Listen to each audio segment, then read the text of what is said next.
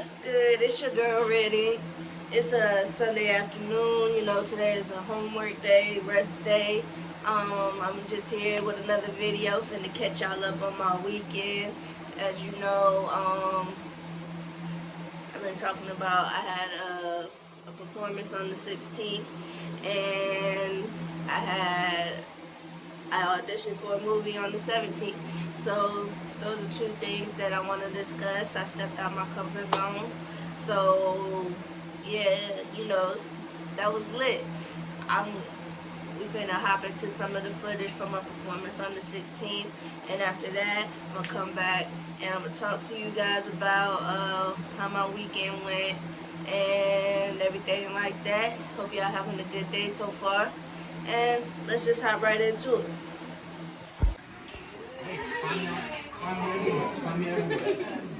How y'all doing tonight? Good. Good ass night, baby. Yeah. Thank y'all for coming out. I think it's a real dope idea. Put glasses on somebody that's real special. Yeah, keep on. You know, I wouldn't be doing without my I'm gonna do some music, but I'm gonna start with some poetry first. It's my first time, so I respect the mic. Respect the mic. yeah. Alright.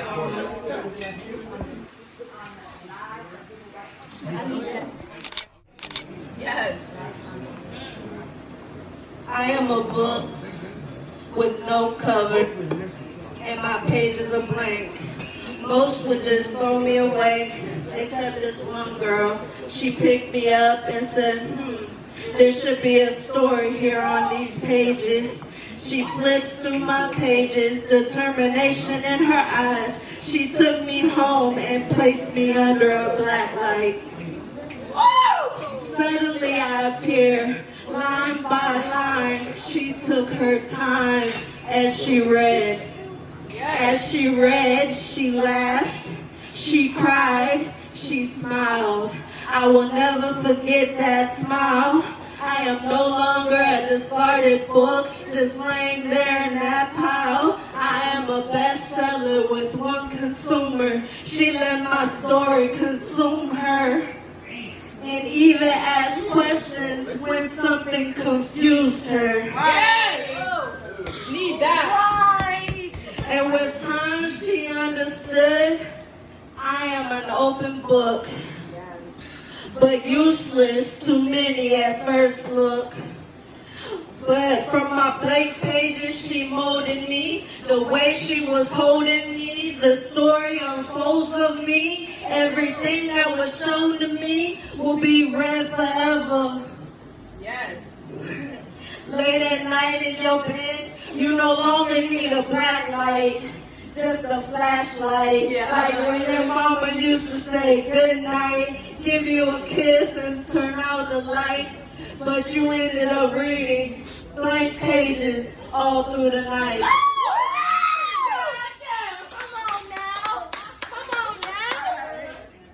Talk about it. Buried deep down inside of me, of you, of you, of you, of each and every one of us. They say pressure makes diamonds. I guess that's why life was tough on us. Smut smeared across our surface by the words of the ones who made fun of us. I said smut smeared across our surface by the words of the ones who made fun of us, not realizing that we're all a collective and they're just one of us, just like the rest of us. I'm fighting with duality, my feminine and masculinity, fighting to make a stand, fighting to understand that I'm just like you, but there's only one of us. Yes!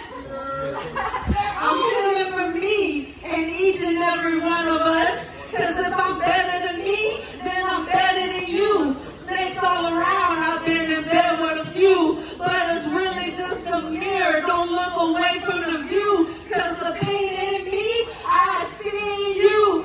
I know it's confusing me too. Yeah. But you gotta find the love for you, so you can find the love for us.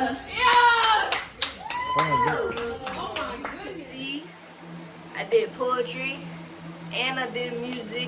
It was my first time ever reading my poetry out loud for a group of people.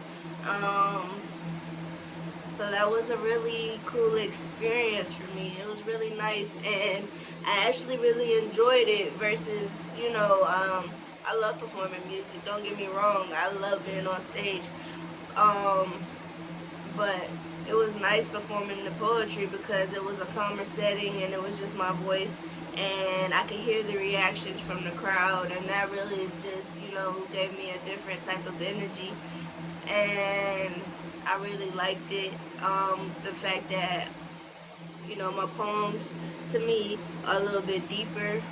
um, it's a different side that I show of myself when I write my poetry, and that it actually touched people and people actually felt it, like it resonated with them. That was a beautiful experience, and I love performing my music.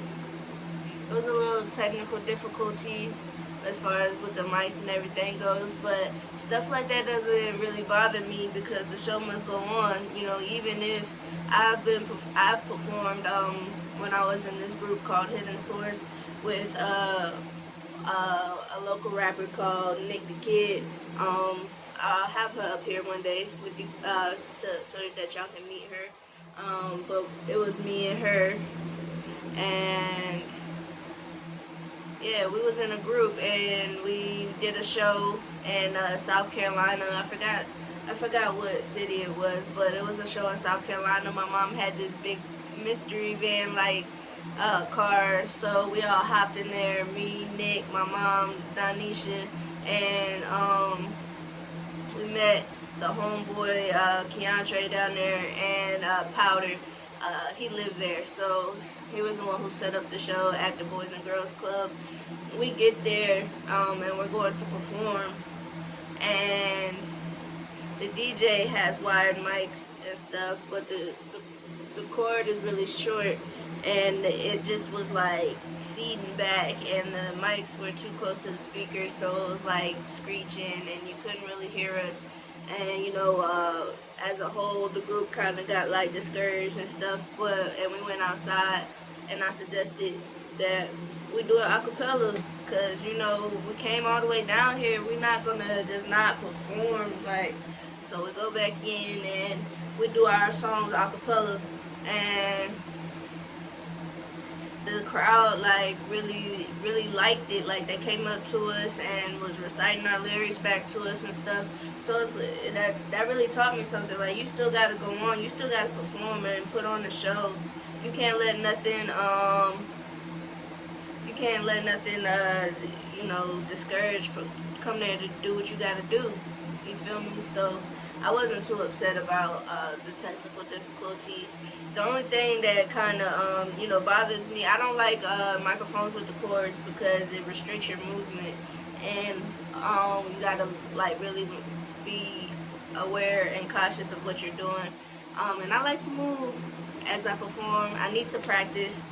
Me and my friends been talking about this, and they've been getting on my back. I really need to start practicing before I perform, not just listening to the song over and over again and thinking that that's enough, because it's not. I'm a performer, I'm an artist, so I really need to work on my craft, and that is something that I need to work on. DJ Unique tried to tell me, because I wouldn't show up to the showcases when he was doing those things on Wednesdays and stuff like that, and I was depressed at the time. But that's really not an excuse. I had a platform and a place to practice and get my music heard, even if it was by 2 people. You know what I'm saying? That's how you build your fan base. And it is a slow grind. If you're not a gimmicky artist, or, you know what I'm saying, you're not paying for views, you really have to grind and, connect with people that listen, that come in contact with your music, and build a relationship and a rapport with people. That is how you get fans, and you want to build your fan base up. The more people that you get that follow you, the more people that show up to the clubs when you perform, you know what I'm saying, the more motion that you get around your name, and then that's when people want to come with the opportunities because now you are an asset. And you know, I am in that stage. I've been doing music for 15 years, no cap, but I am still in the rookie stage as far as like putting the grind and really committing to this being my career, because I was always stuck on financial security, so I never had the guts or anything to quit my job and pursue my passions. But you know, I keep coming across information and saying that this is really a drastic thing that you gotta do, and you know, everybody's not built for that, and I don't know if I'm built for that, but I keep hearing it, so I'm here to try it. My mom told me as a kid, like, give it some time, try it, you never know, and if it don't work, then try something else. But I never really fully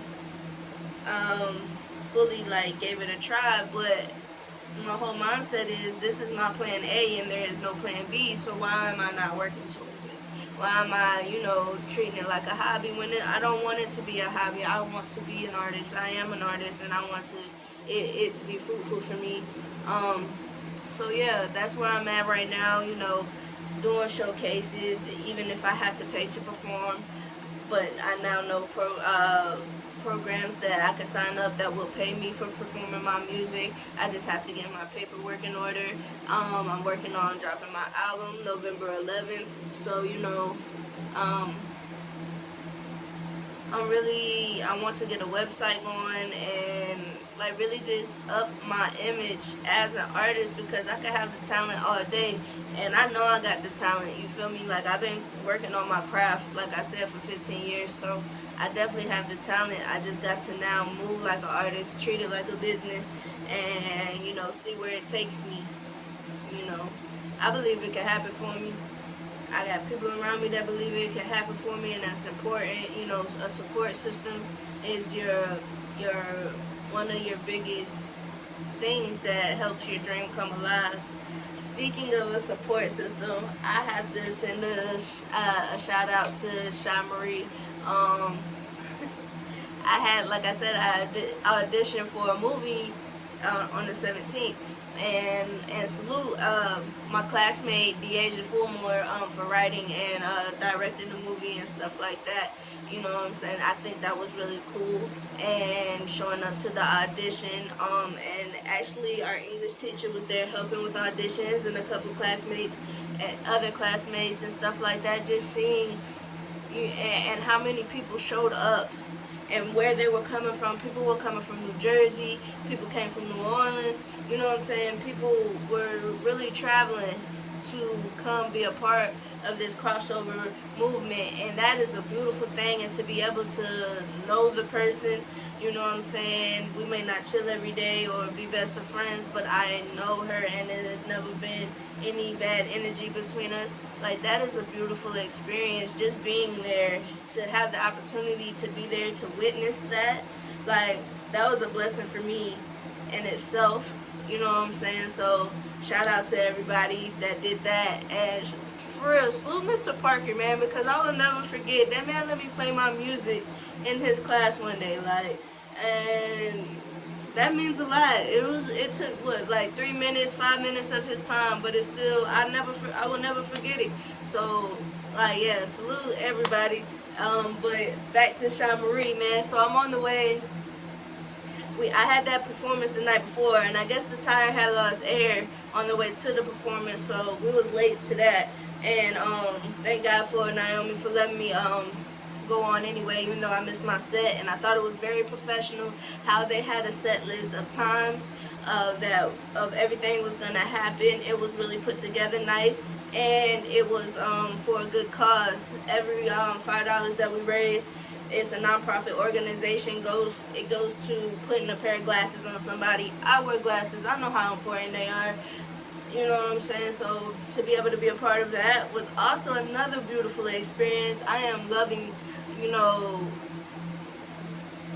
the way, the direction that my life is going since I made this big step. I'm seeing so many inspiring and motivating things. I want to be an inspiration and motivation, so you know what I'm saying? It's nice to get that back from the world. You feel me? Like, so yeah, I'm on the way. So we lost air in the tire. Sorry, I'm talking a tangent, but we lost air on the way to the performance that night, but she stopped and filled it up. And then on the way, I'm driving to the audition, and it blows, like it pops. So like we pull over, and she would not let me change the tire. Talking about something, no, we're artists. You're going to audition, and you're not messing your outfit up. I'm changing the tire, like, and there's people passing by. I'm feeling like a punk because I'm just letting her, you know, change the tire. And yeah, and I'm a masculine presenting woman. I know that I'm still a female, and I do have feminine ways, but just who I am as a person just felt like a punk watching her change this tire. But also it was like very like, you know, that's real. That's real. Like, that's love for real. You know what I'm saying? Like, and she had on white and some light shorts. Like, she could have messed her clothes up too, but she did not want me to mess mine up because I had to audition. And just being there watching everybody and watching the people in line help each other with the lines, even though they're going for the same part, was also beautiful. I seen somebody back from Maysville, you know what I'm saying? You know, that's where I'm from. So like showed up, and I asked him if he was nervous, and he was like, nah, not really. I mean, I'm stepping, shout out Joaquin.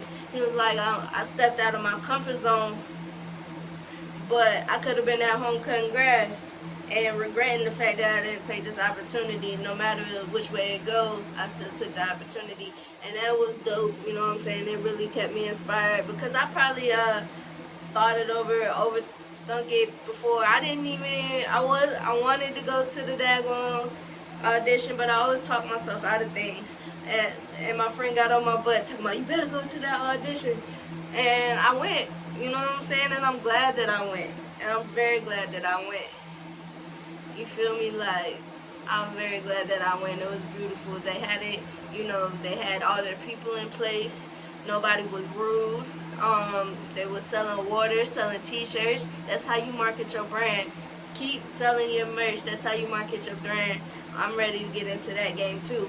But you know, they had it sectioned off, and where nobody could really see you except for the judges or maybe one or two people, you know, and it was cool. And they had a person meet you at the end, tell you the information that you needed. Like, it was a smooth process for the most part. And when they took breaks, they were only short 5-minute breaks, and they played music, and it was good, clean music, but everybody could vibe to it. You feel me? Like, so that was a great experience. And you know, trying to get ready for all of those events and stay up on my homework, like, it's been a little stressful. I'm running behind. I got stuff due today, so I got to get off of here. But yeah, it's been my weekend. This has been my journey. Me and my sister and her mom, we took a trip after my audition. We went to Juicy Crab, and we got seafood. And you know, for y'all don't know, I just meeting my sister for like, this is like our 3rd year meeting. I mean, since we met, and you know, getting to know each other as adults is rough, but I'm glad that I'm having the experience to get to know her and, you know, see myself in her and help her and guide her, even though she might not want to hear it all the time.